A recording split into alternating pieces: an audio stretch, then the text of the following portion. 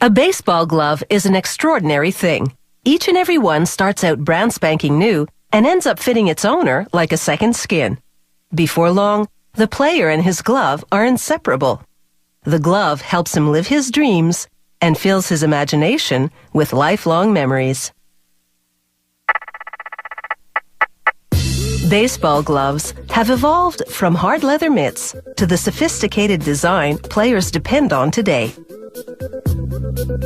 It all starts with a hydraulic press that punches out the felt padding that will cushion the fingers and thumb. The holes will be used to lace the glove. Another press cuts out the palm section of the glove from a side of leather.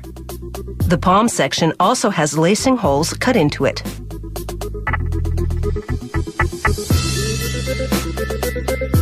The press then cuts out the web or pocket of the glove, preparing it for lacing as well. Meanwhile, a machine heat embosses the palm section with the company logo. Embossing also helps identify different leathers and glove styles.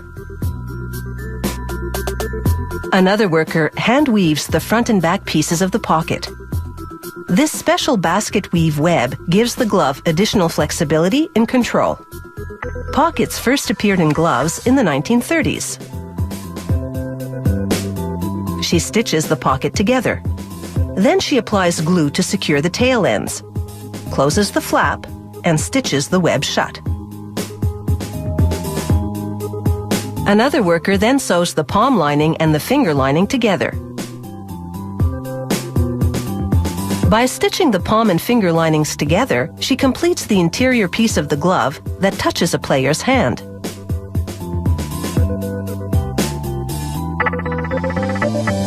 She then sews the felt finger pads to the lining. These pads give the glove extra comfort and control. To build the outer shell of the glove, she sews welting leather between the fingers. This makes the seams stronger. Then she sews the fingers and the palm piece together to complete the back part of the outer shell. Some leather softener helps prevent tearing as she stitches the back and the front parts of the outer shell together. She also uses welting leather to add strength and rigidity to the outer shell. A worker mounts the finished outer shell onto a finger form heated to about 120 degrees Celsius. It takes heat and leather softener to allow the worker to manipulate the shell without damaging the leather.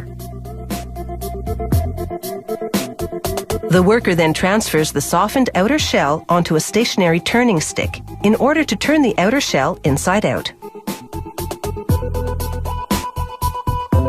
He works the outer shell one finger at a time so he doesn't spoil the leather or the stitching.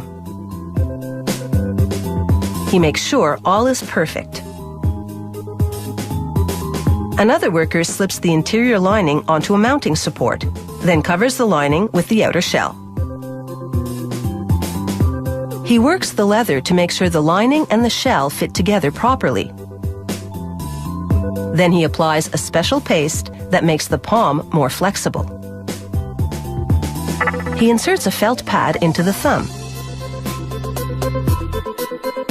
Then another cushioning pad into the pinky finger, using a metal rod to fully insert both pads. He then starts lacing the glove with a long strip of leather. Lacing the glove is a labor-intensive skill that can take up to an hour. No machine can do this. He makes sure the lacing gets the right tension, and the attractive side of the leather faces upwards. Using special knots and loops, he laces the entire glove by hand.